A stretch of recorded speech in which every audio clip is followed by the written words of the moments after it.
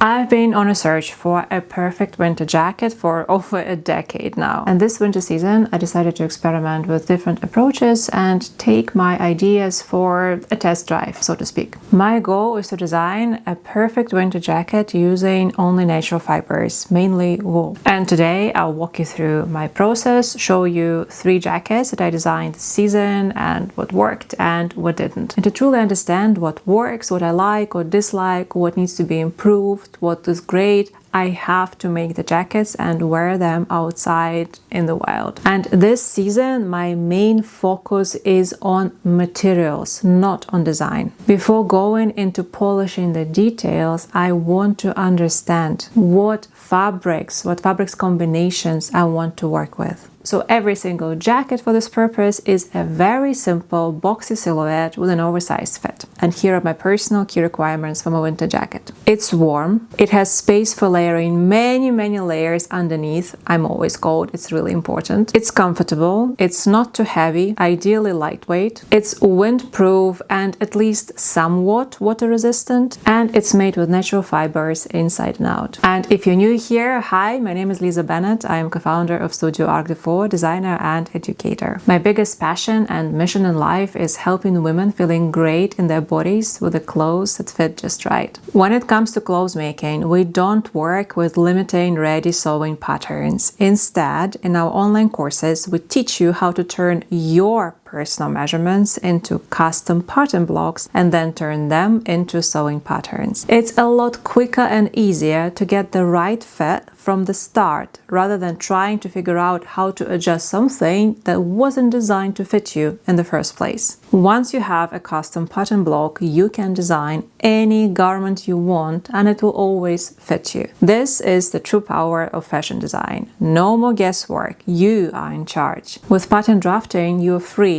from all the size limitations and you know how to create clothes that you will truly love to wear. Our online courses cater for advanced makers and complete beginners alike. You can learn from anywhere in the world at the time that suits you. Course content is available immediately after you sign up, and if you need assistance, we are always here to help you. You can sign up today at courses.arkdefo.com. I'll drop the link below this video. By the way, all the jacket patterns in this video are made using the principles that we teach in our beginner-friendly course, Relax Fit Tops. Back to the jackets, starting with a woolen bomber jacket. This was my first experiment and I had only 1.4 meters of this pure wool fabric, so I knew it had to be something short. And I really wanted to see how the pure wool wadding works. Wadding is this fluffy material that you often see in winter jackets, but usually it's polyester. So I just went online and found 100% woolen one. This is a British brand. Their main thing is creating insulation for the chimneys using wool so that you can preserve energy and keep your home warmer. But they also sell this wadding per meter, so that was really good. And it's huge. I think it's 2 meters wide. And it's very soft and fluffy, and when you get it from the box, it still has this natural wool smell. And as for the lining, I decided to use the offcuts of the bed sheets I had. I know precisely nothing about quilting, but I knew that I needed to connect the wadding to the lining, and I just did. I just stitched 2 layers together in some sort of symmetrical ornament, and I cut out the wadding not exactly to the size of the lining pieces, but a little bit smaller to avoid extra bulk at the seam allowances. The construction here was pretty straightforward. I just added some pockets and first stitched the outer layer, then the lining, and then connected them. I've never made a bomber jacket before, and I wasn't sure what's the best way to add the elasticated band, and this is when limited amount of fabric comes in very handy because you just have to think creatively what's the best solution here. So in this case, I made a separate waistband detail. See, it's different fabric here because I seriously had almost nothing left. I want to be honest, I had really difficult time attaching this waistband to the jacket. I think it was too bulky. So I think next time I will make sure that I design it as part of the jacket. It will be a lot easier to put it together. And I had the same issue of not enough fabric with the collar. It's a little bit too small for my liking. I wish it was bigger, not crazy, but just a little bit bigger to balance better with the overall size of the bomber. in general, it turned out about 95% how I imagine it to be. It's a pretty good expectation to result ratio. Now, the most important question, how does it feel to wear it? I feel like it's my new favorite, kind of ugly jacket, because there's so many things that I could have done better, but nevertheless, I still love it just the way it is. It's quite bulky, but because of its length, it's pretty lightweight. But originally, I actually wanted to make a longer wool coat with this wool wadding, and it would have weighed a ton. This smaller scale jacket saved me from going big scale with the coat, because if you want to take it off, if it's maybe too hot, that doesn't happen very often, but if it does happen, you take it off and you have to carry it. It feels absolutely enormous. It's suddenly huge, so I can't even imagine the size and weight of it if it was full length. Overall, it's pretty warm,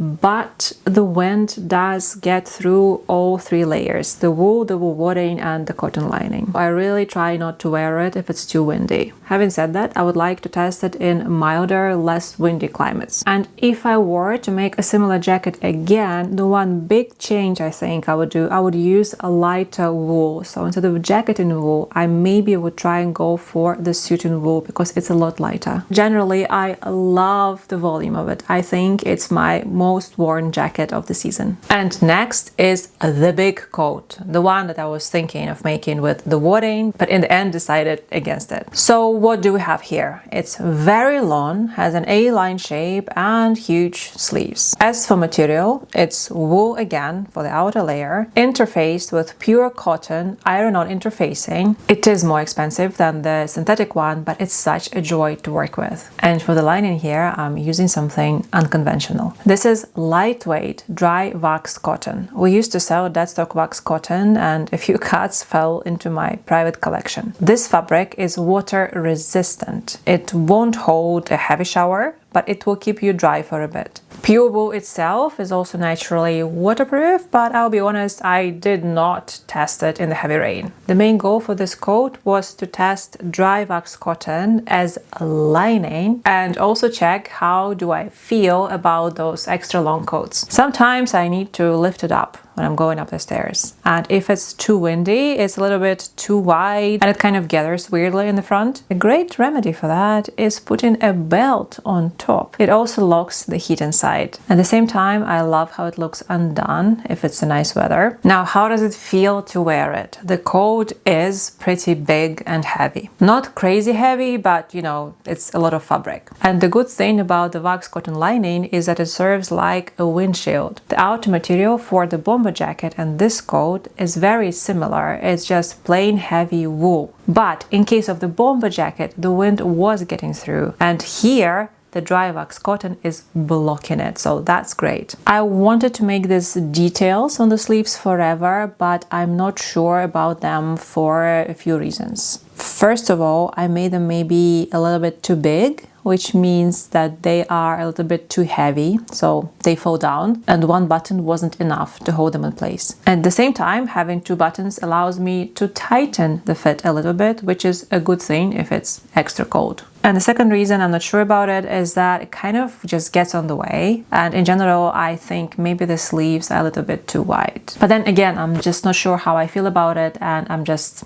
allowing myself to observe and every day just notice what I think about these details. My biggest mistake here was a collar. I should have added more interfacing. It's a little bit floppy. And I made it much bigger because of the previous bomber jacket. It was too small here, so I went big. And now I'm thinking maybe it's too big. Overall, the fabric combo is definitely interesting. It's warm and windproof. The biggest annoyance in the making of this coat was definitely the bound buttonholes. I honestly have no idea why I got the patience to finish them. I planned to make only one at the top, but then it looked so good, so I just kept going. I think that this fabric is a little bit too bulky for them, but in the end it kind of worked out fine. And in terms of idea versus result expectations, again I can say 95% it turns exactly how I expected it would. When I'm talking about what I like or don't like about the jackets, I'm talking about my experiences chances of wearing them. But in terms of how I imagined it to be versus how it turned out, it's generally 95% because I know exactly what I'm doing. So my idea is becoming reality with about 95% accuracy most of the times. It's just sometimes there is a difference between how you imagine something would look versus how it feels when you wear it. And that's why it's so important to be constantly trying things out, actually making physical garments, wearing them and taking them out for a real life test. Very often you design a garment in your mind and it's perfect. And you design a pattern for it, all the measurements are spot on, there are no mistakes in construction, but it's the wearing of it that gives you the final understanding. Does your idea work or not? And before we move on to the next coat, I have to mention that Andrew got a similar coat as well and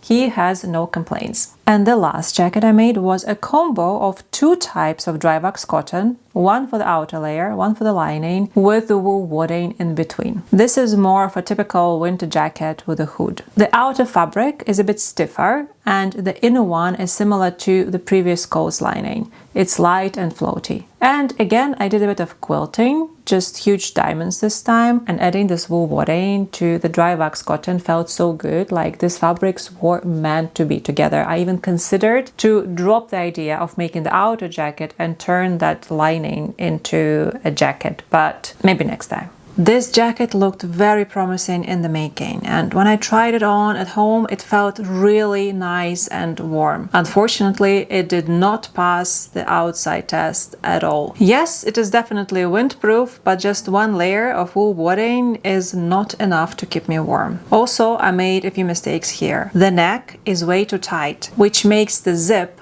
rub at the chin, and this is one of those things I absolutely hate in the jackets. And another bad decision here were these single layered patch pockets. They are so cold. And in the winter jacket, I have expectations from pockets beyond carrying my stuff. They need to be warm. I definitely should have lined them too. Or better, I should have made the welt pockets here again. They are definitely the best for keeping my hands warm. Overall, jacket number 3 is a no-go. As you can see, I didn't even finish making the lace for the hood. I wore it once and came to the conclusion that I still love the lining, but the outer fabric is way too stiff. I won't do anything now. I've overdone my quota of winter jackets this year, but I will save the lining for the next year and might find another use for it, maybe even turn it into a jacket after all. So what's my verdict? What's the best winter jacket that I created this season? All 3 jackets taught me something valuable. Is any of them the perfect jacket? No, not yet. But if I'm truly honest, I think the main reason for that is that I just really don't like winter. And no matter the jacket, I hate being outside when it's cold. But I'm really happy that I scratched the itch, which I had for a couple of years, and just gave it a go. When I'm not sure about something, I go and try it out. It might work, it might not, but you will never know if you never try. So my biggest desire for you is to figure out what works best for you. And I really hope that this video helped you in some way, maybe inspired you to try something else, or maybe stopped you from repeating my mistakes. Stay creative, stay open-minded, and remember to subscribe to our channel for more clothes making content. And I see you next time.